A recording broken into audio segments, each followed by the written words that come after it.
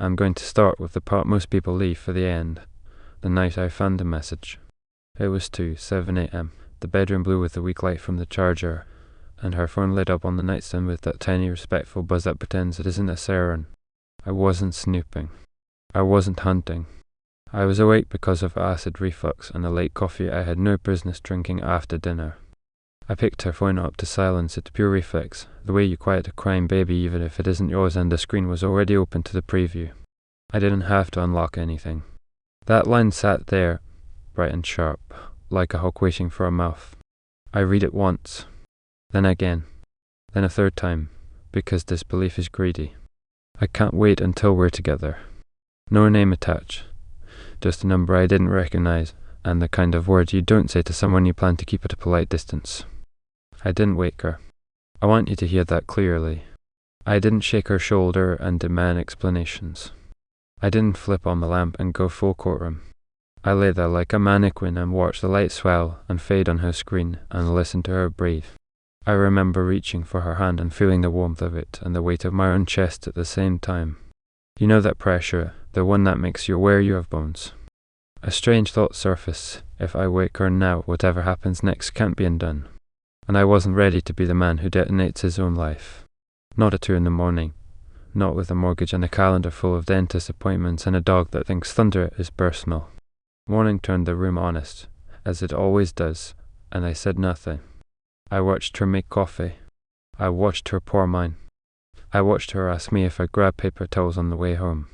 Then I got in my car and set my phone face down in the cup holder and let the question hum in my chest, together how. Most people imagine that's where the rage kicks in. Maybe for you it would. For me it was a quieter animal. I took the long way to work.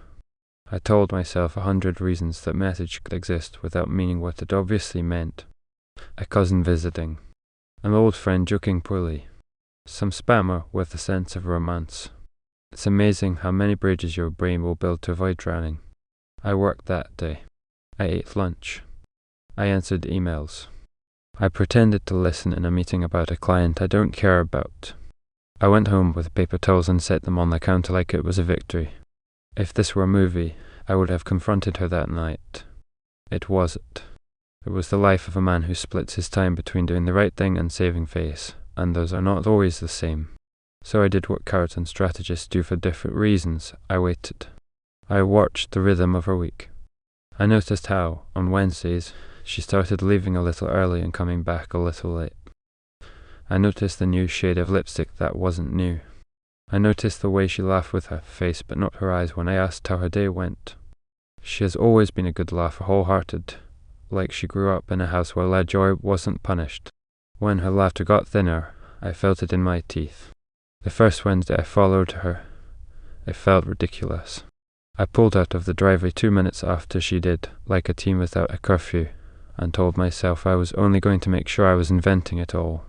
She drove downtown to this cafe we'd been to 3 times, once when we were newly married, once when we were fighting about nothing, and once on a rainy Saturday when the city looked like a watercolour painting left in the sink. The place is the kind that writes the drink specials on a chalkboard and actually means it, where the barista knows 30 people by name and the music is just loud enough to make secrets plausible. I parked 2 blocks away and walked with my hands in my pockets and the stupid feeling that I was about to run into myself. He was there first. I knew because I saw him stand when she walked in, that reflexive stand men do when our fathers taught us manners or when our guilt makes us ceremonial. He wasn't movie handsome. He had a face that told the truth. That's the best I can say for it. There was a kind of tiredness around his mouth, the kind you get after you've said the same difficult sentence too many times. He reached for her hand. She let him. They didn't kiss. Not then. They sat. They leaned toward each other like 2 people examining a map laid flat between them. I stood outside pretending to look at the books in the window of the thrift store next door. Someone's grandmother used to own those books. Their spines were the colour of tea. I tried to breathe like a man browsing. Inside me, a jury argued opening statements. One voice said, "Look, they're just talking. Maybe you're a fool." Another voice said, "This is how it starts, or maybe this is how it continues." And a third voice, the one that keeps me from pretending I'm mobile, said, "If you push this door open and walk in, you'll turn the rest of your life into content for a friend group text. So I did nothing. I watched them for an hour.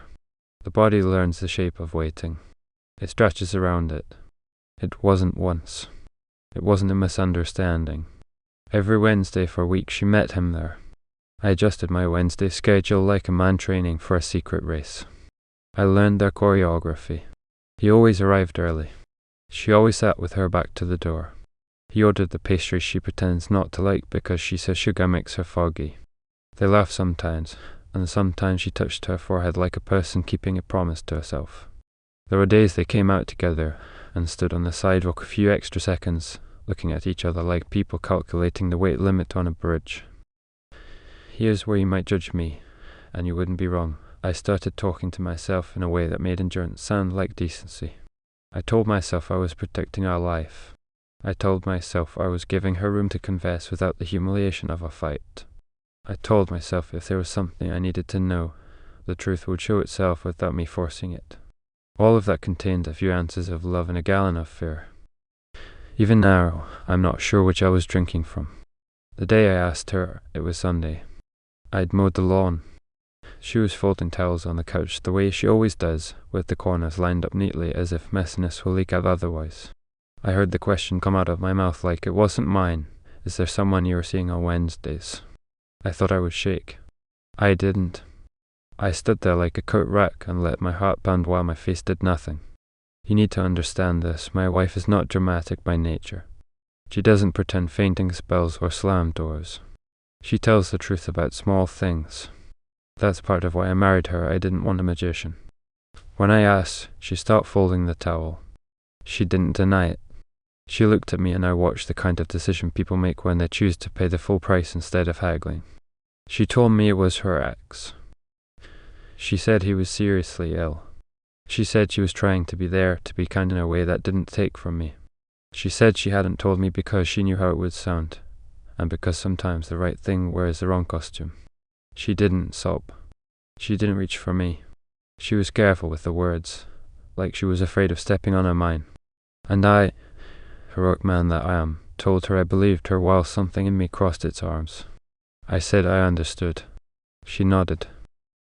We stood in that living room with the smell of laundry and cut grass and the sound of a neighbour's kid practicing trumpet, and we performed a kind of mercy.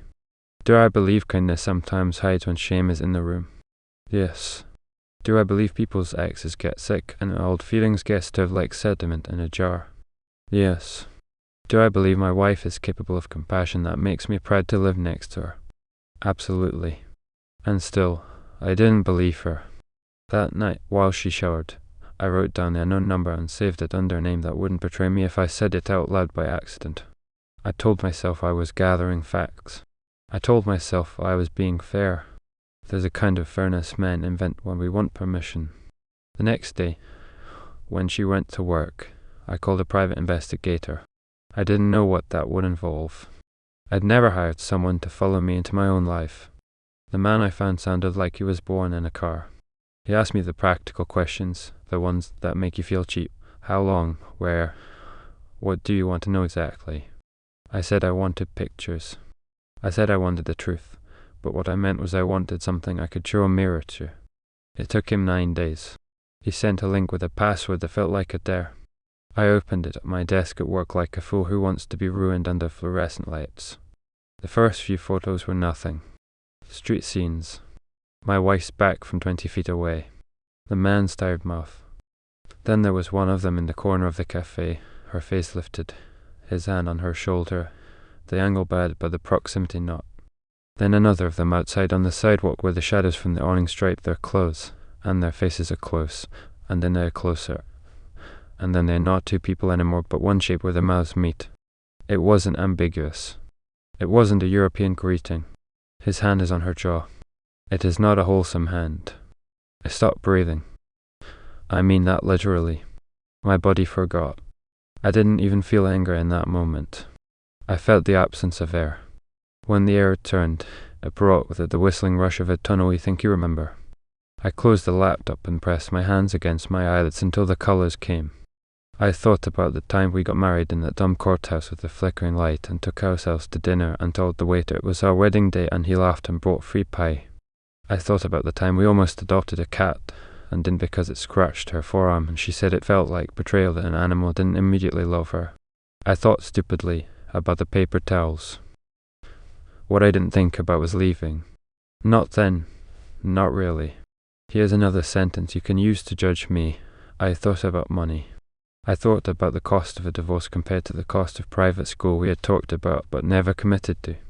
I thought about our house and the way the morning light lands in the kitchen in September, and the little garden bed she fought with until it gave us peppers that were meaner than they looked. And I thought about the other secret, the one I had managed to keep safe in the back room of my life, like a spare set of car keys I swear are only for emergencies. You'll want to know about her. Of course you will. You'll want to make her the reason or the scapegoat or the proof that I'm not a victim but a mirror. I could tell you she started as a friend. I could say it was late night on a project and the kind of easy conversation that feels earned when it isn't. I could say the first time I realized my chest warmed when her name showed up on my phone, I told myself it was normal to like people and wrong to punish yourself for not being a robot.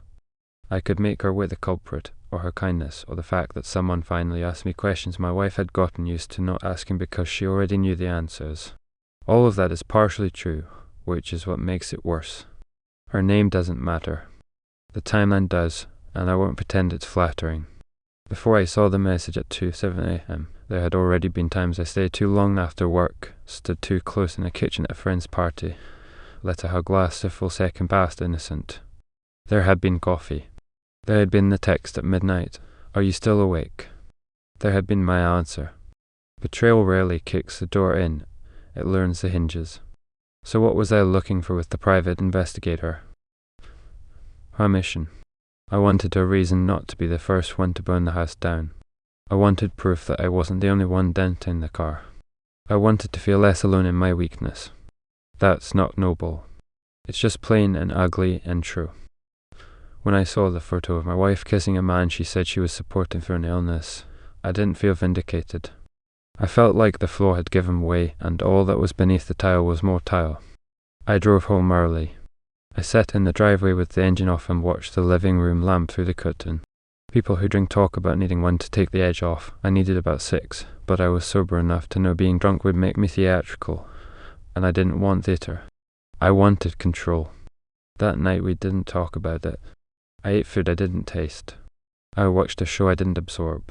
In the shower, I leaned my head against the wall and let the water be loud so I could practice the speech I wouldn't deliver. You know the kind. The bullet points, the photographs in a manila folder, the moral high ground you climb like a fire escape. I imagined telling her I knew. I imagined telling the other woman I couldn't talk anymore. I imagined a dozen endings and every one of them felt like a door closing on a part of me that was younger. Days became a place I visited to avoid the nights. When I did confront my wife, I didn't lead with evidence. I led with a question she had already answered. I told her I wanted to know the truth in a way that didn't require me to hate her. I said I could handle nuance. I said I understood grief as many forms. It's laughable, the way I was both generous and pleading, like a man offering a chair to someone as the building collapses. She told me again about his illness. She told me he had been her first, almost the person she thought she'd married before we collided, and everything shifted. She said she felt responsible for making sure he wasn't alone. Responsibility is a heavy word. It covers so many sins. She also told me something that knocked the wind out of me more than the photos did. She said she didn't want to disappear into just being a wife. She loved me, yes, but she missed the version of herself that had edges I hadn't sanded down by caring for them. Do you know how cruel it is to realize that love can be a cushion and a muzzle at the same time? I didn't show her the photos. I couldn't decide if it would be justice or a trap. We circled around the truth like it was a skunk in the yard and we were trying not to get sprayed. We made rules. Boundaries, we called them, as if naming the fence made the fence real. No more Wednesday meetings. If he was ill, I could come with her to visit him. If there was anything she wanted to say to him, I could read it first. It sounds patronizing now, and it was, but it was also a handrail. We needed something to grab. You'd think the presence of another woman in my life would make me more daring, more inclined to detonate and rebuild. Instead, it made me cautious. I wanted to keep all my plates spinning, the marriage with its history and its mortgage and its shared jokes about the neighbour's obsession with their lawn, and the not-quite relationship that felt like a private country where I was taller, funnier, more interesting, where my stories landed and my needs didn't sound like complaints. There are those of you who will hear that and spit. I accept that. I deserved spit. But if you want the truth instead of a sanitized confession, I liked being both men. The dependable husband who brings paper towels and cleans the gutters and knows when she needs the fan on at night, and the unreliable confidant who sends a message at 1 a.m. hoping for a response that proves I still spark. I don't know if he was as sick as she said. I've seen the hospital bracelet on her wrist from a visit she claimed to make during lunch. I've seen the soft fatigue in her after those days. I've also seen the photos the investigator took at Kiss outside a cafe that doesn't stock hospital gowns. Maybe both things are true. Maybe compassion went looking for a vein and found a mouth. I've stopped trying to grade it. What matters is what we did next. We stayed. Not a triumphant staying. Not the movie montage of two people choosing each other with a soundtrack that convinces you pain is a chapter, not a genre. Our staying was a negotiation with the parts of ourselves we didn't want to disown. We went to therapy 2 times. We didn't like being told to talk to each other like we were employees filing a complaint. We decided we could do this ourselves, which is another way of saying we chose the familiar discomfort over the disciplined repair. We made dinner. We laughed sometimes, real laughter that makes you forget you're performing. We touched less for a while, then more in a way that felt like apology and appetite learning how to share a bed. There were nights we didn't, and nights we did because the alternative was staring at different screens. I told the other woman I needed space. Then I answered when she texted anyway. I told myself boundaries are an idea, not a prison. I convinced myself that if I wasn't sleeping with her, I was loyal. Here's a detail you'll use to measure me. One afternoon I sat in my car outside a park and watched her walk her dog and never got out. I sat there like a cowed saint and drove home and told myself I'd done something noble. You were right to roll your eyes. I've rolled them at myself so many times they should be loose. There was a night when my wife fell asleep on the couch and her phone lit up again, the way it did the first night, only this time I didn't reach for it. I watched the light and counted to 30 and told myself that if it lit up again, I'd leave the room, and if it didn't, I'd let myself breathe. It didn't. I stood up, tucked a blanket over her, and went to wash the dishes we were too tired to get to. When I turned off the faucet, I realized I'd been crying without noticing. Not big tears. The kind that collect at your chin and surprise you when they fall. I don't tell you that to get your sympathy. I tell you that because even people who carry knives in their pockets for each other can bleed from the same cut. On our anniversary we went back to that cafe like idiots daring fate to recognize us. We sat at a different table. We ordered the pastry she claims not to like and split it with our forks like teenagers on a budget. I watched the door like it owed me something. I wanted him to walk in. I wanted to see his tight mouth in person. I wanted to find something in his face that would make me feel bigger or smaller. I didn't care which. He didn't show. Maybe he was home. Maybe he was in a hospital. Maybe he was with someone else who wasn't me or her. The world is crawling with possible arrangements. We went home and had sex that felt like a conversation we were both trying to finish. Afterwards she cried, not because of the sex, but because there are some things that can't be metabolized quickly. I asked her if she was okay. She nodded. We let the dog in the bed like it was a holiday. I remember a night I sat in the kitchen at 2 a.m, the lies hour, and wrote a list of reasons to leave and reasons to stay. The stay column was a grocery list, mortgage, holidays, shared history, the smell of her hair when she falls asleep first, the way she says my name when she's half asleep and wants me to adjust the blanket. The leave column was an essay with footnotes. I tore it up, not because I decided, but because I realized the exercise was a performance for a judge that doesn't exist. There isn't a moral accountant who balances the sheets and stamps your choice approved. There's just the life you make and the life you imagine, taking turns being unbearable. If you want a clean arc, you won't get it. There wasn't a dramatic confrontation with the ex in a hospital room. There wasn't a screaming match in the cafe with chairs scraping and gasps. There wasn't a noble sacrifice where she chose me and I chose her and the other stories evaporated because love suddenly matured and learned to share. What happened was this: we tired out. We reached a place where our betrayals had become facts in the room, like a heavy piece of furniture you stopped trying to move. We walked around it. We stubbed our toes sometimes. We learned to curse under our breath instead of out loud. We became gentler in certain new, ugly ways. We asked fewer questions. We made a point of meeting each other in the kitchen and touching the back of the other's neck, small domestic rituals to remind ourselves we still had jurisdiction over something. On Wednesday she worked late, but not as late, and sometimes she texted me a picture of her desk to prove a location, which is both ridiculous and exactly what you do when you are rebuilding trust with masking tape. Those of you who want to shake me will ask why I didn't simply confess my own betrayal to her when I asked for hers. The decent answer is that I didn't want to cause more pain. The honest answer is that I wanted to keep both parts of my life until one of them made the decision for me. That is not bravery. It is not fairness. It is the logic of someone who thinks consequences are negotiable if you speak gently enough. I am not proud of it. I also won't pretend I don't understand it. If there's any morality here, and I'm suspicious of morality that arrives late to rake leaves, it's this. We like to think love is a contract for exclusivity, and that's part of it, but it's also a contract for how we will treat each other when we fall short of the first contract. We did not treat each other with honesty. We treated each other with management. Some of you will say that's what marriage becomes anyway. Some of you will say that's exactly what kills it. Both can be true, and maybe that's the point. Sometimes, in the car alone, I say out loud what I'm saying to you now. I say it so I can hear the version where I am not the hero. I name the details the way you name landmarks so you can't get lost. I message it to 7 a.m. A cafe with striped awnings, a man with a tired mouth, a private investigator with a camera, a set of photos that made my lungs forget their job, a kitchen where I cried quietly, a list torn up and thrown away. I say it to take away the glamour. Betrayal doesn't look like a movie kiss in the rain. It looks like cold coffee you forgot to drink because you were too busy rehearsing how you'll pretend this isn't happening. I know some of you are already drafting your comments, the ones that start with someone who'd or this is wide or I could never. Good. I didn't tell this to get absolution. I told it because the truth festers when it doesn't see air, and because I'm tired of pretending that decent people don't do indecent math when they're scared. I told it because there are men like me sitting in parking lots right now pretending to scroll while their lives adjust themselves around a choice they haven't admitted they already made. So here's the part you've been waiting for, the part that makes you decide if I'm salvageable or an example.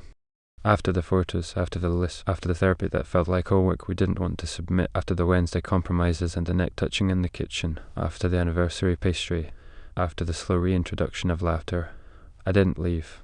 That's not the twist. The twist is the reason. I didn't leave not because I'm noble or because forgiveness descended like a blessing or because we rediscovered a purity that never really existed. I didn't leave because I wasn't innocent either. I didn't leave because the same fog that brought her back to an old love brought me to a new attention. I didn't leave because walking away would have required me to stand somewhere clean, and I had mud on my shoes. I stayed because the truth about us wasn't either slash or. It was both slash and. She betrayed me and loved me. I betrayed her and loved her. We hurt each other and made breakfast. We lied by omission and paid the water bill. We kissed other people and held each other when the storm shook the windows. We broke what wasn't supposed to break, and then we decided to live in the house anyway, with the cracks taped for now, with the plan to fix them that keeps getting postponed because the money needs to go somewhere else, because we're tired, because sometimes you sit on the broken chair and it still holds you. I know what you want from me in the end. You want a verdict, something that lets you put me in the right bin. You want me to say I chose love and closed the curtain, or that I chose myself and burned the set. I can't give you that. What I can give you is the sentence I say to the mirror when I brush my teeth and she has turned off her lamp and the dog has settled at our feet like a promise we don't deserve. I say I didn't leave. Because the truth is I have my own secret. There is another woman. We are not saints here. We are not martyrs. We are two people with appetites and nostalgia and fear and a talent for justification. We are both guilty. And we both stayed. If that makes you hate me, fine. If it makes you feel sorry for me, save it. If it makes you say good, that's what you get. I understand the satisfaction of symmetry. And if it makes you think about your own Wednesday, your own message, your own private investigator with a password you didn't share, then maybe that's useful. Maybe this is the part where I'm supposed to ask for advice, but I won't. Advices for problems you can fix with a different screwdriver. This is a problem I have chosen to live inside, for now. Ask me in 5 years if the chair still holds. For now, this is where I leave you. In a kitchen with a man who knows the exact weight of a cell phone and a secret, washing dishes at 2 in the morning while his wife sleeps on the couch and the dog dreams. The water runs. The window shows him his own reflection, distorted by droplets. He looks at himself and doesn't look away. He says, not out loud, not to anyone but the part of him that still believes he's decent, I stayed. Not because I couldn't go, but because I wouldn't. Because I'm not ready to be that brave or that honest or that alone. Because I've grown roots in a yard that has weeds. Because every life you choose is also a life you abandon, and I am not done with this one. I know the price. I pay it every Wednesday.